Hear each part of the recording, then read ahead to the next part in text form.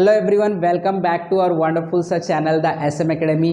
आज का जो लेक्चर है ये lecture chapter number 4 from class 11 Maharashtra state board physics का चैप्टर है लॉज ऑफ मोशन। हम लोग इस चैप्टर में मोशन के कुछ नियम को डिस्कस करने वाले, अलग अलग तरीके का जो मोशन होता है वो किस तरीके से बनता है, उसके पीछे क्या कुछ नियम छुपे होते हैं, ये सारे चीज़ इस चैप्टर में डिस्कस करने वाले हैं। बहुत इंटरेस्टिंग चैप्टर है। इसके अंदर आपको बहुत कुछ समझ में आने वाला है कि जो मोशंस होते हैं वो कितने टाइप के मोशंस होते हैं, उसको भी कुछ डिस्कस करेंगे। किस तरीके से सारे मोशन बनते हैं, इनके कौन कौन से कैरेक्टरिस्टिक होते हैं, पैरामीटर होते हैं, और जो आप लोग इतने दिनों से 9th में 10th में पढ़ते आ रहे न्यूटन लॉ, ये न्यूटन लॉ एक्चुअल में है क्या, ये सारे जो कंसेप्ट है वो क्लियर हो जाएंगे। आप लोगों को इस वीडियो को लास्ट तक देखने का है, और इसके बाद जितने भी सीरीज चलेंगे इस चैप्टर के लॉज ऑफ मोशन के, उसको भी आप अच्छी तरीके से देखो, पूरा वीडियो देखो कंप्लीटली। अगर देखोगे तो आपका जो भी कंसेप्ट है related to laws of motion वो सारे कंसेप्ट क्लियर हो जाएंगे, चैप्टर आपका बहुत अच्छे से प्रिपेयर हो जाएगा। तो अब विदाउट वेस्टिंग और time let us begin. Now when we talk about the chapter laws of motion, जब भी हम ये चैप्टर के नाम से कुछ समझने की कोशिश करते हैं तो हम लोगों को क्या समझ में आता है? लॉज ऑफ मोशन, हम लोग मोशन के कुछ कानून को देखने वाले, कुछ नियम को देखने वाले। जब भी नेचर में कोई मोशन होता है तो नेचर ने उस मोशन को होने के लिए कुछ नियम दे रखे हैं। वो नियम को हम लोग यहाँ पे सीखने वाले कि कौन से नियम कोई भी टाइप का मोशन फॉलो करता है। कोई भी टाइप का मोशन हो, यहाँ पे मोशन है, कोई भी टाइप का मोशन होने दो, ये मोशन होने के लिए कौन से नियम को फॉलो किए जाते हैं, ये सारी चीज़ हम लोग देखने वाले हैं। ठीक है, तो यहाँ पे जो कानून कायदा है वो कानून कायदा जो हमारा संविधान के कानून कायदे दिए गए उसके जैसे नहीं है, बट कुछ हमारे नेचर के कानून कायदे हैं, उसको हम लोग डिस्कस करने वाले। ओके, तो सबसे पहले हम लोग यहाँ पे बात समझेंगे कि मोशन होता क्या है। मोशन को समझने के लिए आप एक अच्छा सा एग्जाम्पल ले लेते हैं।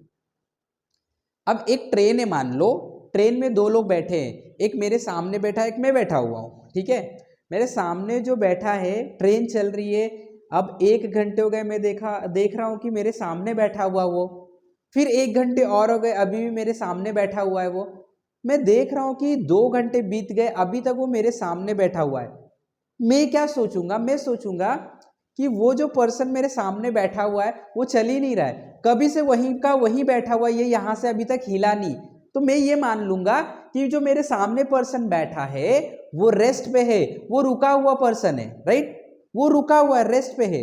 लेकिन अगर मैं कहानी को बदल दूं, एक और पर्सन है जो ट्रेन के बाहर है, स्टेशन पे है, ट्रेन स्टेशन से धीरे धीरे पास हो रही है, वो स्टेशन से हम दोनों को खिड़की में से देखता है, विंडो में से, और बोलता है ये दोनों तो चल रहे हैं। उसको तो ऐसे लग रहा है ना हम दोनों चल रहे, क्योंकि ट्रेन चल रही है, हम लोग ट्रेन में बैठे। बट मेरे लिए ये सामने वाला पर्सन तो रुका हुआ है, उसके लिए वो सामने वाला पर्सन चल रहा है। तो अब आप कैसे बताओगे कि मोशन सच में है या रेस्ट है? मेरे लिए तो रेस्ट दिख रहा है, रुका हुआ है, उस पर्सन के लिए क्या दिख रहा है? मोशन दिख रहा है। अब ये ऑब्जेक्ट मोशन में कि रेस्ट में कंफ्यूज्ड, हम कंफ्यूज हो गए। कैसे बताएंगे हम लोग? हम इसे बताने के लिए एक रिलेटिव कंसेप्ट यूज करेंगे, एनवायरनमेंट को देखेंगे। किसको देखेंगे? एनवायरनमेंट को। मैं देख रहा हूं कि वो जो पर्सन मेरे सामने बैठा हुआ है, वो पर्सन कभी से मेरे सामने बैठा और हम दोनों के बीच की दूरी 2 मीटर है। इस पर्सन की उस विंडो से दूरी 2 मीटर है, उस विंडो से दूरी 2 मीटर है, रूफ से दूरी 2 मीटर है। ये पर्सन का जो पोजीशन है इसके आसपास के सराउंडिंग से चेंज नहीं हुआ है, अभी भी 2 घंटे बाद भी 2 मीटर की दूरी पे, वहां से 2 मीटर की दूरी पे, मेरे से 2 मीटर की दूरी पे, कभी से उसका पोजीशन जो था वो उसके आसपास के लोगों से, उसके आसपास के एनवायरनमेंट से चेंज नहीं हुआ है। अगर आपका पोजीशन, अगर किसी ऑब्जेक्ट का पोजीशन, अगर वो पर्सन का पोजीशन अपने सराउंडिंग के हिसाब से चेंज नहीं होता है, हम बोलते हैं वो पर्सन रेस्ट पे है। जो पर्सन बाहर से ट्रेन में से देख रहा है उसके लिए तो इसका पोजीशन लगातार चेंज होते जा रहा है, इसके लिए उसको क्या लग रहा है? मोशन में है। यानी कि मोशन एक रिलेटिव टर्म है। आप कोई भी ऑब्जेक्ट मोशन में है या रेस्ट पे ये डायरेक्टली नहीं बता पाओगे, पहले आपको देखना पड़ेगा उसके एनवायरनमेंट को। किसको देखना पड़ेगा? एनवायरनमेंट को। तो हम लोगों को समझ में क्या आया? हम लोग को समझ में आया motion is a relative term. Motion कैसा टर्म है? एक रिलेटिव टर्म है। और मोशन किसी भी ऑब्जेक्ट में हो रहा है ये बताने के लिए आपको उसके एनवायरनमेंट को देखना पड़ेगा। किसको देखना पड़ेगा? एनवायरनमेंट को। वो पर्सन जो ट्रेन के बाहर है वो देखता है कि जो ट्रेन के अंदर बैठा है उसका पोजीशन मेरे से चेंज हो रहा है लगातार, इसके लिए वो पर्सन मोशन में। तो मोशन एक रिलेटिव टर्म है, राइट। तो कभी भी अगर हम किसी भी सिस्टम की बात करेंगे तो सबसे इंपॉर्टेंट चीज आपको नोट करना है, एनी ऑब्जेक्ट और सिस्टम, ऑब्जेक्ट ले लो सिस्टम ले लो कुछ भी चलेगा, is always in the state of rest या मोशन। कोई भी ऑब्जेक्ट रेस्ट और मोशन इनके अलावा कोई दूसरे स्टेट में नहीं हो सकता। लिक्विड सॉलिड गैसेस होता ही नहीं। ये सब स्टेट जो है वो केमिकल प्रॉपर्टीज है, उसे हम लोगों को नहीं देखने का। वो केमिकल जो भी केमिस्ट्री उसके लिए होता है, फिजिकल प्रॉपर्टी एक्चुअल में, बट हमें वो नहीं देखना। बेसिकली जब हम मैकेनिक्स से डील कर रहे हैं, मोशन से डील कर रहे हैं, तो कोई भी ऑब्जेक्ट के पास दो स्टेट हो सकता है। या तो वो ऑब्जेक्ट का स्टेट रेस्ट हो सकता है यानी कि ऑब्जेक्ट रुका हुआ है, और मोशन हो सकता है यानी कि ऑब्जेक्ट चल रहा है। मोशन हो सकता है यानी कि ऑब्जेक्ट चल रहा है। अब ये दोनों का मतलब क्या होता है हम लोग ने देख लिया। ये दोनों का मतलब यही होता है कि अगर मैं सबसे पहले रेस्ट की बात करूंगा तो रेस्ट हम लोगों को क्या समझ में आया? रेस्ट हम लोगों को समझ में आया अगर ऑब्जेक्ट का पोजीशन अपने एनवायरनमेंट के हिसाब से चेंज नहीं हो रहा है तो वो ऑब्जेक्ट कहाँ पे? रेस्ट पे। यहाँ पे मैं लिखूंगा इफ पोजीशन, किसकी बात करें हम लोग? पोजीशन की, उसके लोकेशन की बात करें। If position of the object does not change, क्या आएगा? Does not change with respect to, with respect to किसके हिसाब से? विथ रेस्पेक्ट टू सराउंडिंग या तो एनवायरमेंट, तो हम क्या बोलेंगे?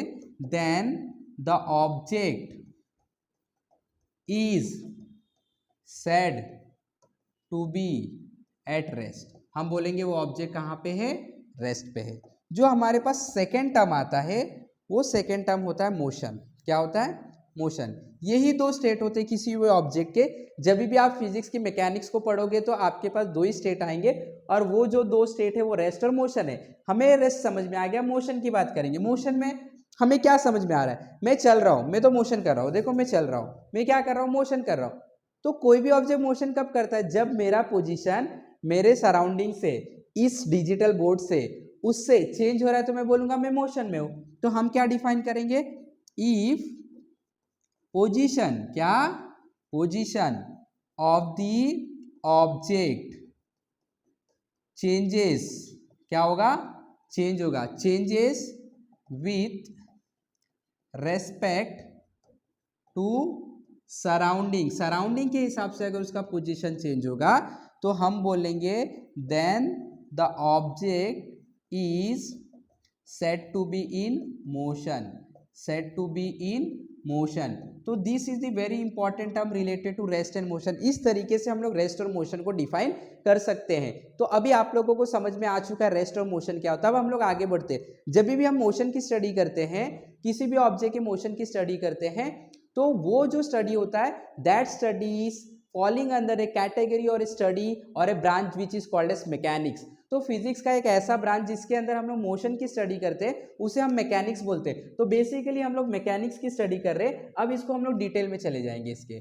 सो when we talk about mechanics, तो मैकेनिक्स एक ऐसा ब्रांच होता है फिजिक्स का जिसके अंदर हम लोग मोशन की स्टडी करते हैं, जिसके अंदर हम लोग स्ट्रेंथ की स्टडी करते हैं, जिसके अंदर हम लोग लॉस की स्टडी करते हैं, उसको हम लोग मैकेनिक्स बोलते हैं बेसिकली, राइट। तो ये जो मैकेनिक्स है ये मैकेनिक्स के अंदर आता है मोशन। इसके लिए जो मैकेनिक्स है इसके दो ब्रांच किए गए हैं। इसको हम लोग इस तरीके से कर लेते हैं। ये जो मैकेनिक्स है ये एक ब्रांच है जिसके अंदर मोशन की स्टडी करते हैं हम लोग, और इसके वापस से क्या किए गए? दो ब्रांच बनाए गए। क्या बनाए गए हैं?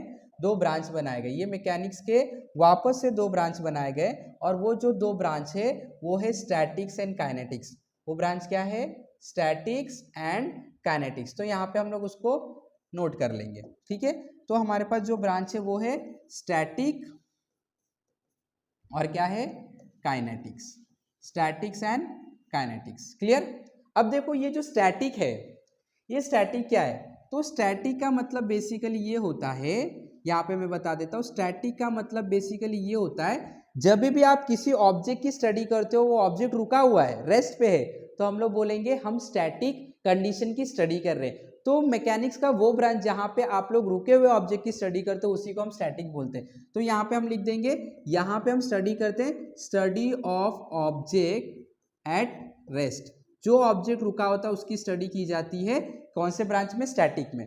काइनेटिक्स में आप उसका उल्टा, जब भी आप किसी भी ऑब्जेक्ट की स्टडी कर रहे हो वो क्या कर रहा है, चल रहा है, वो क्या कर रहा है, चल रहा है। अगर कोई ऑब्जेक्ट चल रहा होता है और उसकी स्टडी की, जैसे मैं अभी चल रहा हूं, मेरी स्टडी करो, तो आप लोग किसकी स्टडी करोगे, काइनेटिक्स की स्टडी करोगे। तो यहाँ पे लिख सकते हैं हम लोग study of object in motion, study of object in motion. जब भी आप किसी ऑब्जेक्ट की स्टडी करोगे और वो ऑब्जेक्ट मोशन में, तो आप लोग उसको क्या बोलोगे, काइनेटिक्स बोलोगे। काइनेटिक्स जो है वापस से दो पार्ट में डिवाइड होता है। अब हम लोग उसको वापस से दो पार्ट में डिवाइड करेंगे। ये काइनेटिक्स के आप दो पार्ट बना सकते हो, and the two parts are, ये जो दो पार्ट्स है काइनेटिक्स के वो होते हैं काइनेमेटिक्स और डायनामिक्स। क्या होते हैं, काइनेमेटिक्स और डायनामिक्स। इसको भी हम लोग डिटेल में स्टडी करेंगे। Clear, okay, just see everyone. जो काइनेटिक्स है इसका मतलब होता है study of object in motion. अगर हम लोग कंफ्यूज हो रहे हैं तो हम लोग इसको शिफ्ट कर देते हैं, ये जो है इसको हम लोग यहाँ पे शिफ्ट कर देते हैं, ठीक है। ये इसका मतलब है, ठीक है, ओके। इसको हटा देता हूं मैं, और ये जो है हमारा, yes, kinetics again two parts में डिवाइड कर लो। सबसे पहले आएगा काइनेमैटिक्स और दूसरा आएगा डायनामिक्स। क्या आएगा, डायनामिक्स। ओके, चलो स्टडी करते हैं। अब काइनेटिक्स क्या होता है, काइनेमैटिक्स वो ब्रांच होता है काइनेटिक्स का, काइनेटिक्स का वो ब्रांच होता है। देखो काइनेटिक्स में आप किसकी स्टडी कर रहे हो, आप स्टडी कर रहे हो मोशन की, यानी कि दोनों में मोशन की स्टडी की जाती है। बट डिफरेंस क्या है फिर, काइनेमैटिक्स में हम लोग उस ऑब्जेक्ट की, जिस ऑब्जेक्ट की मोशन की स्टडी कर रहे हैं उसके पैरामीटर को स्टडी करते हैं विदाउट डिस्कसिंग द कॉज। यानी कि ऑब्जेक्ट का जो मोशन हो रहा है उस मोशन में एक्सेलरेशन कितना है, उस मोशन में वेलोसिटी क्या है, उस मोशन में डिस्प्लेसमेंट क्या है, आप लोग इसकी स्टडी करते हो, आप लोग स्पीड की स्टडी करते हो, डिस्टेंस की स्टडी करते हो। हम वहां पे जब भी हम लोग मोशन की स्टडी कर रहे हैं only related to acceleration velocity, हम लोग उसके कुछ पैरामीटर्स की स्टडी कर रहे हैं, बट हम लोग ये डिस्कस नहीं कर रहे कि मोशन हुआ किस वजह से, without any cause, without any cause, यानी कि वो मोशन हुआ किस वजह से, कॉज की हम लोग स्टडी नहीं करते। तो हम बोलते हैं कि हम लोग कौन से ब्रांच की स्टडी कर रहे हैं, काइनेमैटिक्स की स्टडी करें। फिर से काइनेमैटिक्स में हम लोग उस मोशन की स्टडी करते हैं, बट मोशन की स्टडी करने के लिए हम लोग कॉज को स्टडी नहीं करते कि किसकी वजह से वो मोशन हुआ था। हम लोग बेसिकली एक्सेलरेशन, वेलोसिटी, डिस्प्लेसमेंट, ये सारे चीजों की स्टडी करते हैं। लेकिन जब हम लोग डायनामिक्स की स्टडी करते हैं तो इसके अंदर हम लोग एक्चुअल कॉज की स्टडी करते हैं कि जो मोशन हुआ था वो किसकी वजह से हुआ था। तो बेसिकली जो मोशन होता है किसकी वजह से हो सकता है, फोर्स की वजह से होता है। ये सब लोगों का कॉमन इंटेलिजेंस है, हम लोगों को पता है कोई भी मोशन कब होगा, जब फोर्स लगेगा। तो एक्चुअल कॉज को अगर डिस्कस करोगे आप तो हमेशा आप कौन से ब्रांच में हो, डायनामिक्स में हो। तो बेसिकली इसके अंदर हम लोग वर्क की स्टडी करते हैं, इसके अंदर हम लोग मोमेंटम का स्टडी करते हैं, इसके अंदर हम लोग पावर की स्टडी करते हैं।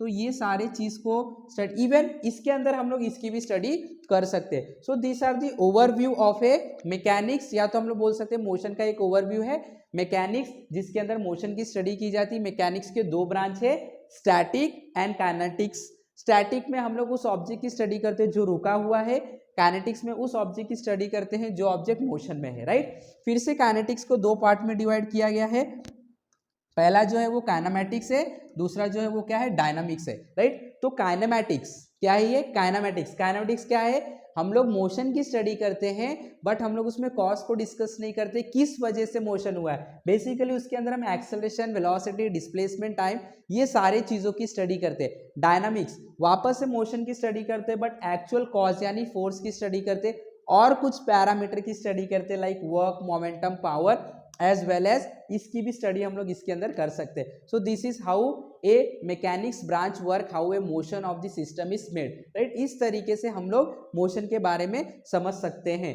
आई होप कि सब लोगों को ये जो कंसेप्ट था ये बहुत अच्छे से समझ में आ चुका है।